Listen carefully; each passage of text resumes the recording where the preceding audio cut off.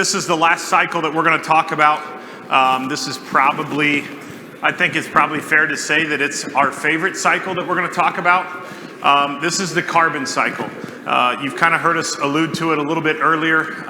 Really, WEOC, water extractable organic carbon, the food source that drives the entire biological system.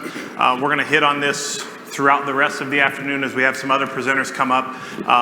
But really want to just jump in and go through this carbon cycle now. Yeah, so you think to yourself, man, we wasted a whole day to listen to 3 cycles, but in all reality, if you understand these 3 cycles, everything else acts very similar. You know, the only thing that in nutrition that doesn't go through these exact same cycles are the cations.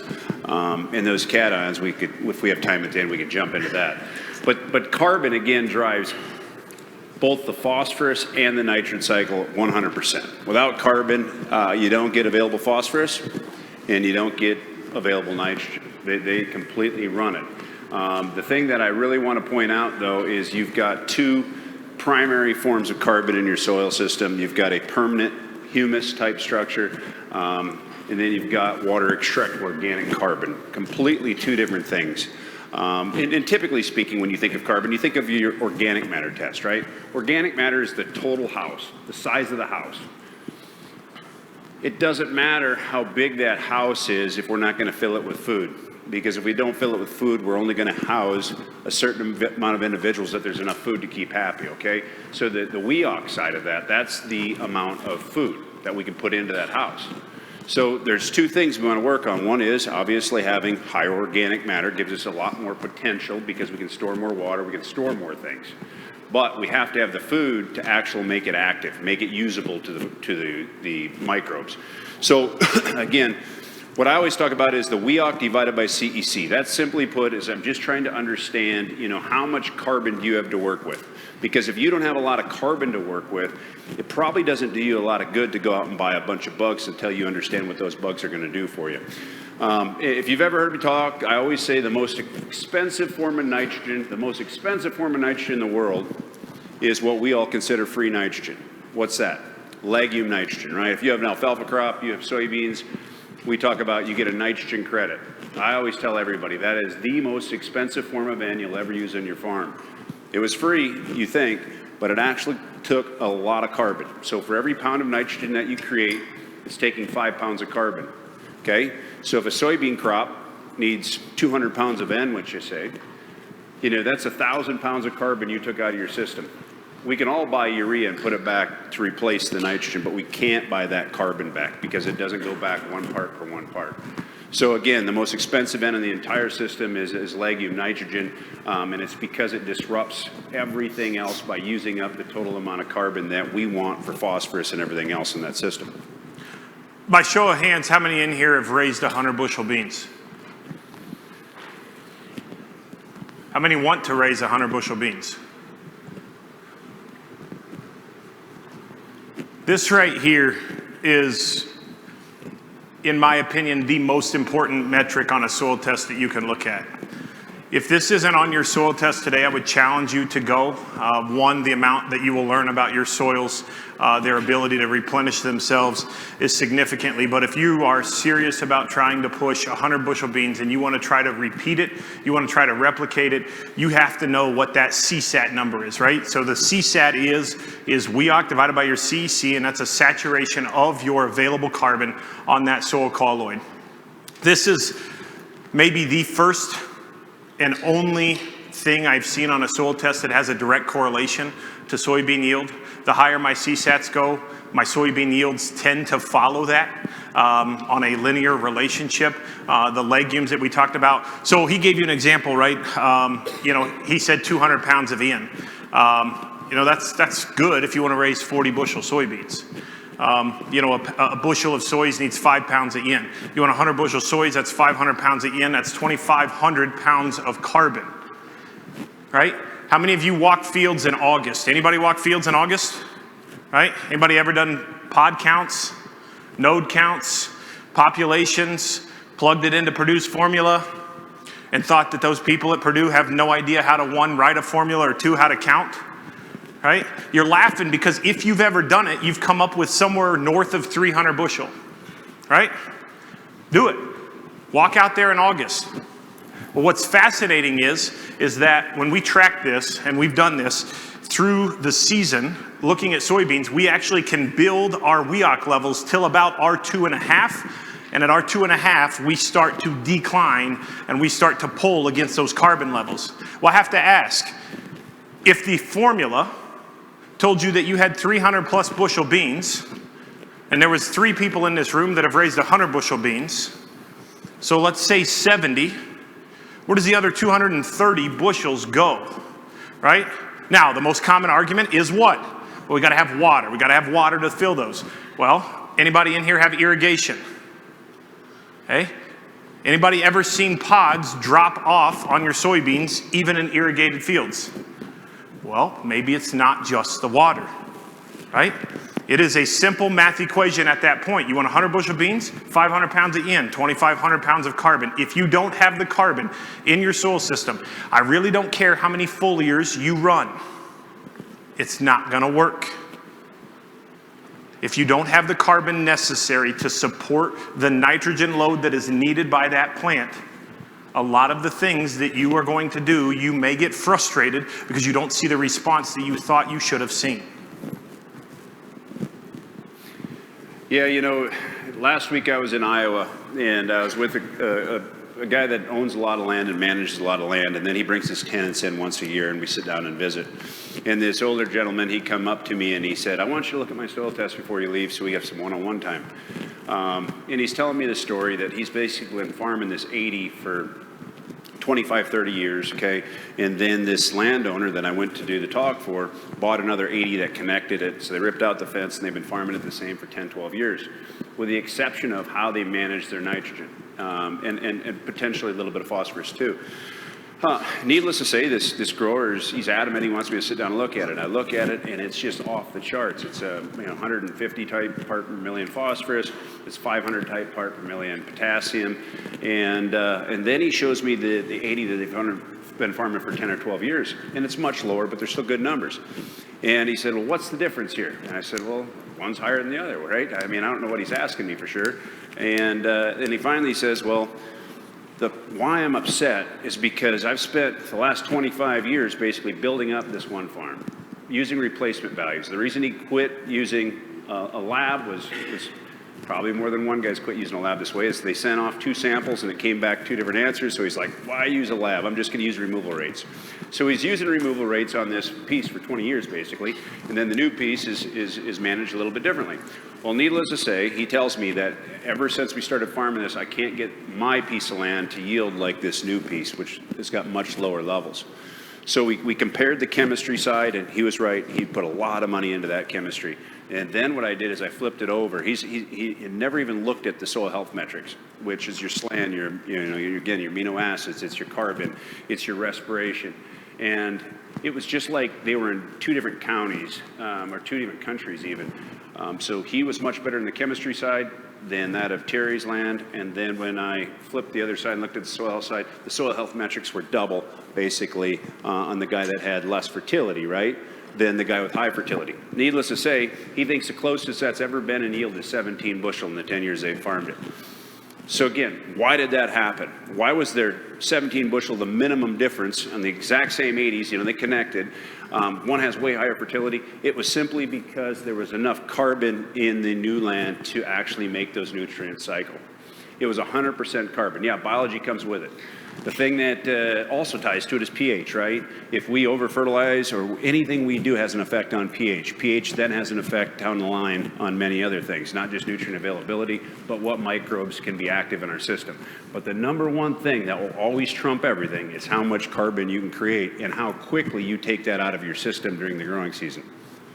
So let's think about manure, right? Anybody in here have access or utilize manure, whether it be hog, chicken, cattle, whatever it may be? Okay. So I had a grower that I was working with. He had manure. How many people in this room sell seed? You can be honest, right? We're not going to ridicule you. Thank you, Mark, for raising your hands. Okay. If you sell seed and you find out that your customer's got a piece that he's going to put manure on that's never had manure, do you want your hybrid there or you want your competition's hybrid there? You want yours there. Why? Because it's about 15 bushel better, give or take, right? So your hybrid is now better than anything else. So I had a grower, and he calls me and he says, man, he says, I don't know what these guys that are feeding pigs are doing. He said, our manure quality is not the same today as it was 7 years ago. And I said, we got a soil test 7 years ago? He said, yes. I said, okay. I said, pull it out. Well, as farmers, right, what do we typically do? If 4,500 gallons of hog manure is good for 15 bushel, we have two thought processes, right? One is, what's everybody laughing for? One is, if we go to 7,000, it's probably worth 25 bushel. Or, right, the second one is if 4,500 gallons was good for 15 this year, I'm going to give another 4,500 next year, and I'm going to do it again, right? And that's what this grower did. He saw a 15 bushel response. It was logical. He'd never seen a response like that to fertilizer. So let's keep doing it. 7 years go by, and he tells me, he says, this manure is just not the same quality as it was 7 years ago. And I said, well, what's your soil test look like 7 years ago? He's like, well, it's X. And I said, okay, what about today? He goes, well, I never really paid attention, but he says, my P levels are going up. My K levels are going up. I said, so is it the manure? He says, well, it's gotta be. No, it doesn't. It doesn't. Look at your report on a manure analysis. Look at your TKN, look at your organic N, right? Your organic N is simply nitrogen bound to a carbon molecule, right? That makes it organic chemistry instead of inorganic chemistry. It has to be broken down through ammonification or ammonifying microbes, right? If you're not giving credit for it, you're likely burning carbon out of your system. Whether you give credit to it or not, your nitrogen, your soil has to pay the penalty for it. If you have organic N levels that are 40 pounds per 1,000 gallons, you put 4,000 gallons on, that's 160 pounds of N. You may not think it's available, but you better give it credit, because if you put another 200 on top of that, that's 360. 360 times 5 is 1,800 parts carbon that we burnt up out of that system, right? Manure could be the greatest asset we have, but if it's not managed, if it's overused or not understood, it will be one of the biggest expenses that we have in our operations. When we think about building carbon, you know, the fastest way I can explain it real easy, in South Dakota, if I can get a grower to go spring wheat, then winter wheat, followed by corn, maybe back to oats and then beans, boom, we can blow up our carbon. We can bring it up. Small grains just do an immense job of building carbon. And the reason for that is because most of the water-soluble carbon that we're actually caring about is derived from photosynthate. So it's about the plant actually capturing sunlight, converting it to sugar, and then bleeding it through its roots as that exudate. That's the best way to actually build carbon. The second best way is root mass. It's not necessarily, you know, all the tonnage that we put above the ground. So that's why these small grains do such a great job. The fastest way to deplete carbon is go soybean, soybean, soybean, soybeans, right? Fastest way to deplete carbon is definitely a legume after a legume. There's no doubt in my mind. In fact, if one of you came up after the meeting, which we usually, you know, this is our job, so we do this a lot, somebody will come up and say, oh, I'd really like to get to 100 bushel beans, and if I get to pick it out, I'm going to pick what? I'm going to pick a light soil out, and then I'm going to pick where have you ran corn on corn on corn on corn the longest, because I want that acre. It's the easiest way to make me look smart, is if I go where you're already carbon rich. If I go to a carbon poor area, I don't care what I do for you, I can't get you over 100. I've never done it yet. You know, Greg's going to talk a little bit about his system and how he does it, but I'll tell you, he starts with carbon. He's got tremendous carbon values. The same reason why if you went to a soil health meeting, right, you talk about these guys, you know, and I've done a lot of talks at soil health meetings, so I'm not running anybody down, but they think, you know, you've got both spectrums. You've got the high yield guy and you've got the soil health guy. In my opinion, it's the perfect marriage is in between. We need to take some of these practices that they're talking about and implement them because, again, they're all carbon based. Now, the other side of that coin is it seems like half that meeting is just, oh, I quit spending money on inputs, so now I'm, you know, a soil health guy, right? Because I wanted to quit buying inputs. That's not necessarily the truth either, because the fastest way to create a healthy soil is what? A healthy plant. If you give up on the healthy plant side, you don't create the healthy plant, there's zero chance of getting a healthy soil. Why? Because 70% of our water-extracted organic carbon is actually coming from that plant itself. And if you can't create enough energy in that plant, if you're not driving enough photosynthetes into sugars and giving it through your root system, then you'll never create that healthy plant because that's the only way it gets there. It's the only way. You can throw as much residue as you want out there. You could buy everybody's bales that they baled off their field and put it on yours. That's carbon. That's true, it's carbon. But that carbon is stable carbon that's going to fixate and tie up things. It's not going to make the system work until that breaks down into water extract organic carbon. So humus, again, that's a stable form of organic matter. It's important, definitely important, but it has virtually zero effect on how healthy your microbiome is going to be in that rhizosphere. What drives that is, am I happy that day? If I'm happy that day and I'm capturing sunlight and I'm efficient, I will drive more health underneath my feet because of my exudation process. That is what creates the system. I think a couple other things, as you see here, I'm going to skip to the bottom. I think that's one that's really important as you see some of these other slides. The fastest way to build carbon is simply don't waste it, right? Don't waste it, increase photosynthetic activities. If you have never participated in 365 on the tissue test, we have what's called an NBI. That NBI is a nutrient balance index. I've worked with guys that have been in the high yield groups that it feels like that sometimes we spin our wheels.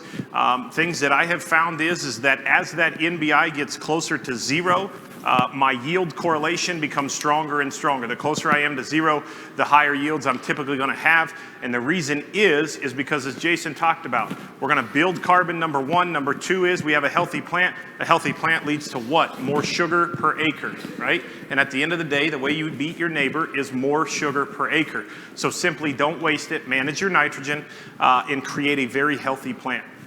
Yeah, a lot of guys, they'll say, well, my carbon's not moving, and I've had corn on this ground 2 or 3 years. First thing to ask is, how many pounds of nitrogen are you applying? And when are you applying it? Now, again, like I said earlier, logistics often trumps agronomics. But my point is, if we're putting on 180, 240 pounds of N in the fall, something that isn't going to be used for 6 months, basically, it's really tough to build carbon in that scenario. I'd almost say it's impossible.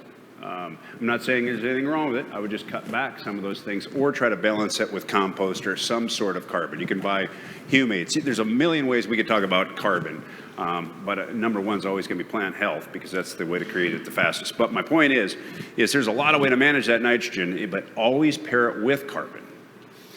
Again, 5, 6, 7 years ago, I kept saying this. In fact, it's in a couple magazines. I'd say the future of farming is farming with carbon-based fertility. What I meant by that was for every pound of whatever I'm applying, I would match it with a % of carbon. Because in all reality, we already know, based on these cycles, that none of that gets to the plant without carbon in it. So why aren't we applying it with it, right? And some guys are. Every time you do a wide drop of 2x2, you're probably putting in a humic or a fulvic, right? So that's a start. But my point is that's not enough pounds. That's not enough pounds to make a true impact on your soil health. It's enough pounds to protect something, because what's that carbon doing in the soil? Even though it's which is a humic acid, right? HF12. A humic acid is not feeding your microbes. There's a little bit of stimulation there, but it's again, it's in the fraction that's pretty stable. What it's actually doing in most scenarios is it's actually keeping that nutrient that we applied from being tied up with something else. It's creating a carboxylic acid around that, so basically a carbon chelation process. And that would happen naturally in your soil if you had high WEOC, but when you have low WEOC, instantly those are the things you want to start looking for, is how do I create more effectiveness out of every pound I applied? And one of that is just simply keeping it in the form before it ties up with other things. So carbon does that for you naturally in your system.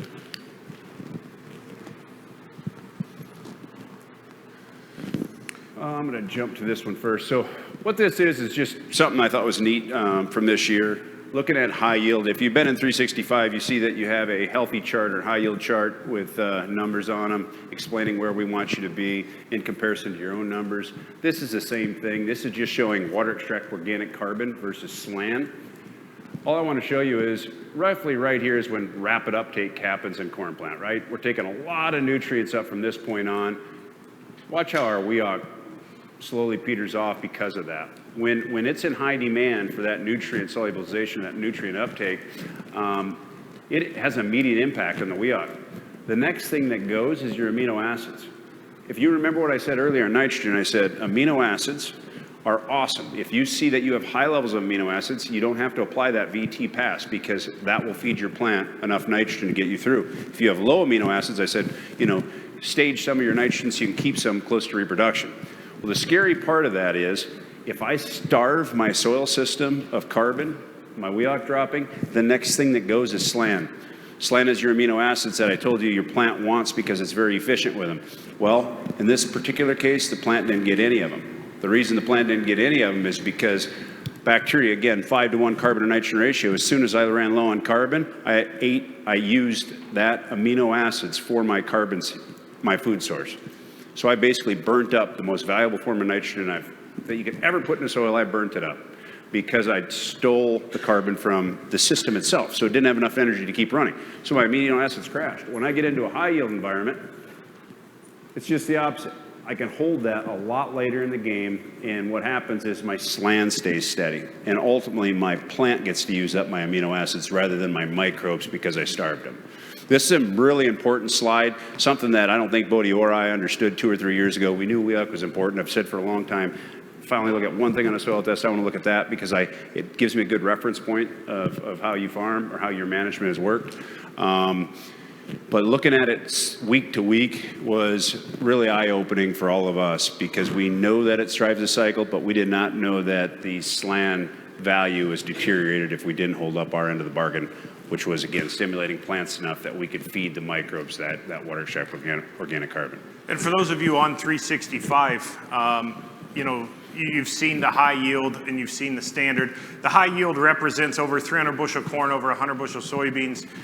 Standard would be below that. The thing that's fascinating is that if you've seen this, if you've been on 365 at all, you've seen that your tissue trends exactly like this. As your carbon goes, your NBI goes, your nutrients start to get really wonky. There's no other way than wonky to use as that describing. And this is just absolutely fascinating. When we were putting this slideshow together, that slide popped up there. And I think back to a lot of tissues that I look at. We start out strong, we take a dip, we make an application, we feel good about ourselves again, and then it's a crash hard. And that crash happens at the worst possible time that it could happen. As a lot of those bushels are really driven in that, V12 to R3, R4 time frame. Your tissues and there's a correlation that is very linear on that. Yeah, and I used to say that I was sitting on this pivot watching my grandpa cultivate, right? And he was cultivating, and I was sitting with my dad, and my dad said, if you sit here, you just watch the corn grow. You can hear the corn grow. Everybody knows what I'm talking about when you're cultivating corn, right? And I was young. I was probably 8, 9 years old. And I just remember saying, well, why? And he said, well, it's because after we cultivate, it releases a lot of nitrogen. And to an extent, he's kind of right? He's kind of right.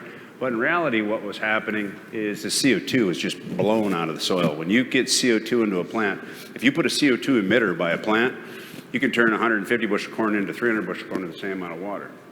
Controlling that CO2 really controls the uptake for everything else because it's the dominant driver of photosynthase, okay?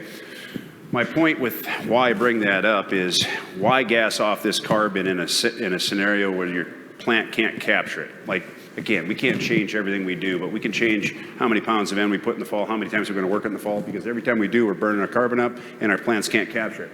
When we want it to happen is right in here. If we can get our carbon to release in here, and it's oftentimes why in an organic situation we actually see a yield increase when we cultivate. It's because we've timed the release of that CO2. My point with that is we can kind of do that with our nitrogen program too. We can time a lot of that release of our CO2 based on when we put the highest load of N out there. For instance, a Y drop pass at V10, V11, V12. What that does, as soon as that soil you put that in the soil, that microbe is going to feed on that nitrogen, okay? And if I'm bacteria, I pick up 1 pound of nitrogen, I got to go find 5 pounds of carbon. Well, that stimulates a feeding frenzy. What actually happens then is we lose some of that carbon into the atmosphere of CO2. So if we're going to stimulate, we want to do it when that plant's out there and its stomates are open and we're capturing that. The best, healthiest soil system in this world is a catch and release. We all want to talk about building carbon because we potentially get paid by it. But a healthy environment, we're not necessarily building it, truthfully. What we're doing is catch and release, and we're doing it at the right times by triggering the plant when to build it and when to catch it. Ultimately, carbon drives everything, right? This is just some numbers thrown together showing fertilizer use in the United States. Then all I did is put some factors to it on what estimated costs were going to be. And the only reason I did that is because then I went into the university data and it said, okay, nitrogen, you're 40 to 65% effective at getting, so basically when I say effective, that means for every pound we apply, how much of that gets into the plant. Phosphorus, 15 to 25, potassium, 30 to 50%. And then what I did is just put some value to it. If I'm only 40% effective, that means as American farmers, this is how many dollars we're throwing away every season. It's mind-blowing. It's mind-blowing. But yet we know that carbon, right? Said that enough. We know that microbes, because they produce enzymes, right? They have a huge effect on how we can capture more of this $8 billion. But what do you think we spend in the United States for the two things that make it the most efficient? You know, again, biology and carbon. What do you think? Think we spend $1 billion? In all of North America, we only spent 680 million in all of North America. I couldn't find it for the United States, but again, that to me is eye-opening. We're willing to waste $8 billion every single year, but we haven't even invested 5% of that basically to create more efficiencies. We're missing the boat. We can lead that way. I really believe we can. Ultimately, again, you know, we'll be around here later, but we've got a lot of tools to help you with this. You know, nitrogen management is truly not that hard. We let the weather play its role. It's really hard if you think you're God and can predict it in the fall, right? Nitrogen management is very, very hard. Predicting how many bushels you're going to have next year on each inch of your soil and how many pounds to apply, because we're outguessing Mother Nature as far as what it's going to give us from a mineralization standpoint. But if we play it by ear, right, we set base rates on everything we do. And then what we do is in season, we capture what that weather is giving us or taking from us. It might be it's actually taking away from us, right? If we're saturated too long, it's taken away. But we need to account for all those things if we ever want to be extremely efficient. And if we really care about that $8 billion wasted, we have to become efficient, because the net result is we're losing too much carbon on an annual basis. It's the same thing basically Bodie was saying.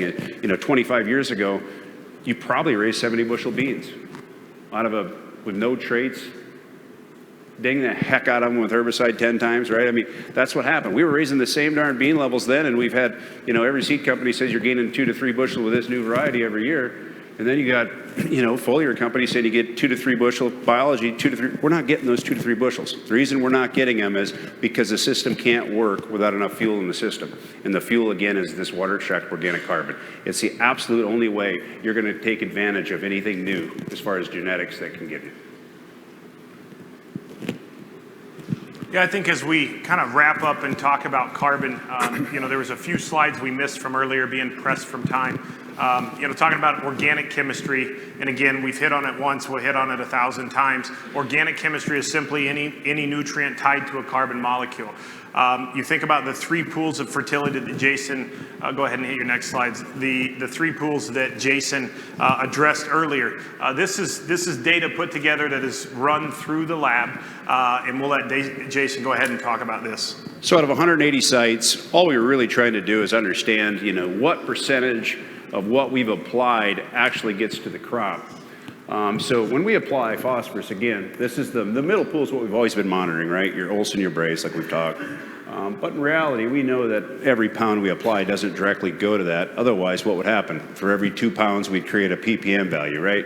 But we know if we want to move our Olsen phosphorus number from, which is say 10 to 20, that's only 10 parts, 10 times 2 pounds to create a part, right? It's 20 pounds, but it actually takes what? Closer to 80, 90 pounds to move at that, right? Because so much of it's going into this organic pool or this fixed pool. But needless to say, your 1.8% of your total phosphorus is in your soil system, are available to your crop, and only 3% of your phosphorus you've actually been capturing in the way we've been managing in the past 50, 60 years. So there's a big pool out there that we just need to open up and allow our plants to utilize. So as I think about, you know, really trying to make sure that we connect the dots from earlier messaging, you know, I made the comment earlier that biology doesn't do what it does for a function of yield. It does what it does based on its inherent capabilities and whether there's carbon available. And you think about that far pool on the left, as related to phosphorus or nitrogen. That's the organic pool, right? You think back to Jason's slide that had, the 3 pools and it had the arrows underneath it. That's really what biologicals are designed to do, is to move that pool on the far left that's not plant available into the plant available pool, because that's what leads to exportable bushels. And at the end of the day, if you're going to get into this space and you're going to try the biologicals, ask those questions. Ask them of yourself before you ask them of any sales rep. What do I want to accomplish by using this, right? And if it's nutrient solubilization, what nutrients do you want to go after? And now you have the ability to have that conversation on, does this product do what I need it or want it to do? Yeah, soil's got an equilibrium to it. If you put too much phosphorus out, right? I'm going to use phosphorus for example. If you put too much, it's always in the available form. What you'll see is that you just won't replenish that pool too quickly if you're the one continuing to if you're going to refill it yourself every time that phosphorus drops, then there's no reason to use biology. And why I say that is because when you refill it, what you're doing is telling that plant not to call for phosphate. And that's facts. If you have too much phosphorus wrapped around your 2x2 or your in furrow, and then you want biology to do the job for you to bring phosphorus in, not going to happen. And the reason being is because that plant's not calling for it. And what I mean by calling for it, it actually sends out the exact carbon that it wants to feed the bacteria that's going to bring in phosphorus. It knows all of that, right? So if you're going to load it up with phosphorus or potassium or whatever it is, it's just never going to send those signals. If it never sends those signals, you're not going to get the dollar back on that biology investment, right? So there's a way to maximize every dollar you spend. And again, part of that is just understanding where microbes fit in, what are they actually doing, and then how do you get more out of them? And how do you get more out of them is quit over applying in the rhizosphere. That's for darn sure. That's step one. Again, these pools, I think this is the last one, but reality, you can just see how, everybody's worried about, okay, first of all, we're never anti-fertilizer. That's a fact. You have to have fertilizer. You got to have plant food. Never, ever would I say not to fertilize. But second of all, people worry, when we cut back, what's that going to do to our soil test numbers? How do we get back to those? Are we going to deplete our values? The only reason I use these 3 pools for an example is because we've only been measuring the second smallest pool. If we're worried about that, let's start measuring the big pool. When we start seeing those numbers come down, that's when I'd be concerned. I'm not going to be concerned if my plant available or my inorganic numbers go down, because they replenish themselves if your soil's working. It's kind of like I talked when I started this thing. I have a grower, it's 3 to 7 part million. Why did it never go to 0? Because it replenished itself off that big pool. So don't set your bar so low that you're only looking at that extractable pool, I guess. And the other side of it as well is a lot of our decisions today are made off of a 0 to 6 inch soil test, right? You think about corn, you think about soys, you think about wheats, right? Your roots don't stop at 6 inches. They don't say, well, this is the only level that you pulled the soil test to, so I'm going to stop growing here, right? We know that there's nutrition below. If you really are serious about having that conversation to know what truly is there, take that soil test, do a 0 to 6, go right back into the same exact hole and do another 0 to 6 and do a total or an acid digest, and see how many pounds in that top foot of soil do you have of those nutrients, and how efficiently or effectively are you moving it to the available pool. Yeah, the other thing, just a quick thing, when we talk about biology, again, remember I said the most expensive nitrogen in the world is a legume nitrogen. Why? Because we're using bacteria to create that nitrogen, right? That's what I definitely want to warn you of today is, there's a lot of companies that are selling biology, but understanding what does that biology truly do, because if all we're going to do is mimic the soybean system year after year after year, what we're going to do is what? Deteriorate our carbon faster and faster and faster. So we had that 1 year in our 2-year cycle that we could build carbon, but now we're asking bacteria again to do all the work. You're going to end up depleting that carbon. So one of the biggest values that I've learned from Bodie in the last 2 or 3 years is truly understanding that how different microbes work on different things. All microbes need carbon to function. Everything does. But when you can find something, a needle in the haystack, like 501 has been for BW, what that is doing is replenishing that water extract organic carbon during the growing season. You want to replenish that thing while the crop is growing, because again, as you're replenishing that pool is then feeding your microbes so you can get all these other things that come for free from keeping those active. But if you're just going to continue to use bacteria blindly, We've seen it firsthand that you deteriorate your soil quality very, very quickly, almost like you were using synthetic nitrogen. So just understand what they're doing for you. Talk to somebody that understands it, because, again, this is new to me as of 2 or 3 years ago, and it was Bodie trying to prove something to me, and it's just completely woke me up.